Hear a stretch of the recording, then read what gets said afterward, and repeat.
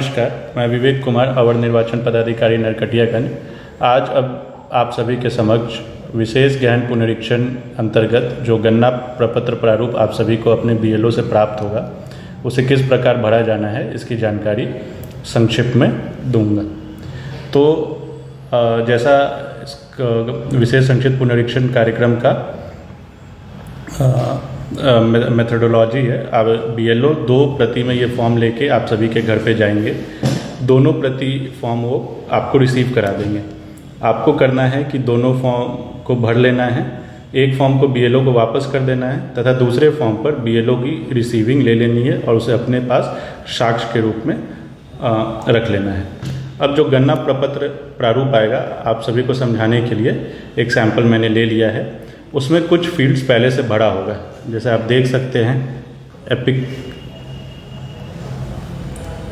Epic number, निर्वाचक का नाम, निर्वाचक का पता, राज्य, विधानसभा एवं लोकसभा का नाम, क्रमांक संख्या तथा भाग संख्या पहले से भरा हुआ है।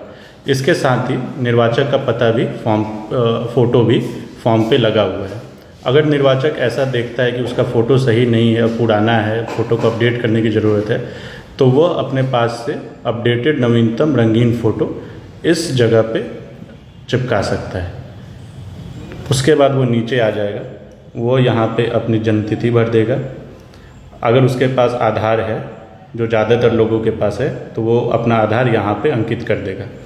आप देख सकते हैं कि ये वैकल्पिक है, आप चाहे तो इसको छोड़ भी सकते हैं। यहाँ पे मतदाता को अपना मोबाइल नंबर डालना पड़ेगा। मोबाइल नंबर हो सकता है कि एक परिवार में एक ही मोबाइल हो, तो कोई दिक्कत की बात नहीं है। वह एक मोबाइल नंबर सारे परिवार के लोगों के लिए मान्य होगा। फिर जिस भी मतदाता का ये फॉर्म है, वो अपने पिता या गार्जियन का नाम यहाँ पे भरेगा। उसके बाद अगर उनके पिता का एपिक नंबर है तो वो यहाँ पे डाल देगा, लेकिन ये भी अगर उपलब्ध है तभी, अगर नहीं है तो आप इसे खाली छोड़ सकते हैं, कोई दिक्कत नहीं। उसके बाद मतदाता अपने माता का नाम इस स्थान पर भरेंगे और अपनी माताश्री का नंबर, एपिक नंबर यहाँ पे डाल देंगे यदि उनके पास उपलब्ध है। साथ ही अगर उस मतदाता की शादी हो गई है तो अपने जीवन साथी का नाम इस फील्ड में डाल देंगे और उनका एपिक नंबर यहाँ पे डाल देंगे। जैसा आप देख सकते हैं कि यहाँ जितने भी फील्ड दिए गए हैं जिसमें माता पिता या जीवन साथी का नाम है, ये मैंडेटरी है, कंपलसरी आपको डालना ही है। एपिक नंबर उनका कंपलसरी नहीं है, लेकिन हम आप सभी से अपील करेंगे कि आप इसे डालें ताकि आप सभी का नाम एक साथ रहे। उसके बाद आपको नीचे घोषणा भरना होगा।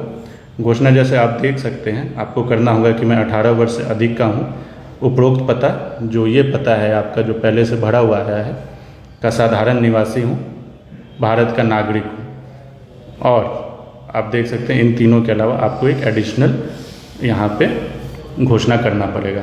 अब ये घोषणा आपके जन्म तिथि के अनुसार होगा और उसी के अनुसार आपको डॉक्यूमेंट भी लगाना पड़ेगा।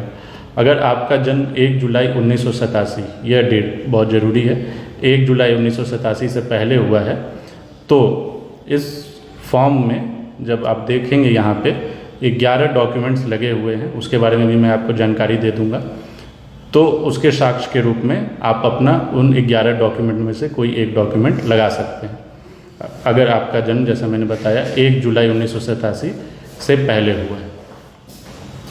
दूसरा केस आएगा, अगर आपका जन्म 1 जुलाई 1987 और 2 दिसंबर 2004 के बीच हुआ है, तब आपको अपना, फिर से जैसा मैंने बताया, वो 11 डॉक्यूमेंट लगाना पड़ेगा। साथ ही आपको अपने माता या पिता में से किसी एक का भी उन 11 डॉक्यूमेंट में से एक डॉक्यूमेंट लगाना पड़ेगा। पिछले केस में क्या था कि 1 जुलाई 1987 से पहले जन्मे व्यक्ति को सिर्फ अपना डॉक्यूमेंट लगाना था, लेकिन 1 जुलाई से 1987 से लेकर 2 दिसंबर 2004 के बीच जन्मे व्यक्ति को अपने साथ साथ अपने माता या पिता में से किसी एक का डॉक्यूमेंट लगाना है। फिर तीसरा केस हमें क्या मिल सकता है, अगर आपका जन्म 2 दिसंबर 2004 के बाद हुआ है, तो इस केस में आपको क्या करना है, इस केस में आपको 3 डॉक्यूमेंट्स लगाने पड़ेंगे। एक तो अपना देना पड़ेगा, अपने पिता का देना पड़ेगा और अपने माताश्री का देना पड़ेगा। तो टोटल 3 डॉक्यूमेंट आपको यहाँ लगाने पड़ेंगे। डॉक्यूमेंट क्या होगा, वही डॉक्यूमेंट होंगे जो नीचे आपको 11 डॉक्यूमेंट्स की सूची बनी हुई है उसी फॉर्म में, उन्हीं में से एक कोई, सभी 11 नहीं, एक डॉक्यूमेंट्स लगाना पड़ेगा, लेकिन यहाँ पे 3 लोगों के लिए लगाना पड़ेगा। चौथा केस क्या हो सकता है कि आप भारत का नागरिक है लेकिन आपका जन्म भारत के बाहर हुआ है। तो ऐसे केस में उस व्यक्ति का जन्म जिस भी देश में हुआ है वहाँ पे भारतीय मिशन, जो भारतीय राजदूत होते हैं, उनके द्वारा जन्म प्रमाण पत्र जारी किया जाता है, उसको आप संलग्न कर सकते हैं। पांचवा केस क्या हो सकता है कि आप जन्म से भारत के नागरिक नहीं थे, लेकिन भारत में आपने आकर यहाँ की नागरिकता नेचुरलाइजेशन प्रक्रिया के माध्यम से प्राप्त कर ली है, तब आपको एक नागरिकता पंजीकरण प्रमाण पत्र मिलता है, तब आप उसको यहाँ पे संलग्न कर सकते हैं और ये चेकबॉक्स क्लिक कर देंगे। उसके बाद आपने डॉक्यूमेंट लगा दिए, उसके बाद आप यहाँ पे किस डेट को फॉर्म भरे हैं ये डेट वहाँ पे डाल दीजिए, स्थान जहाँ आपका घर है वो डाल दीजिए, और यहाँ पे अगर आप हस्ताक्षर करने में सक्षम हैं तो यहाँ पे अपना हस्ताक्षर कर दीजिए, या जैसा लिखा हुआ है बाएं हाथ बाएं अंगूठे का निशान यहाँ पे आप लगा सकते हैं। आशा है कि आप सभी लोग इस फॉर्म को कैसे भरना है उसके बारे में अच्छे से जानकारी प्राप्त कर ली होंगी। धन्यवाद।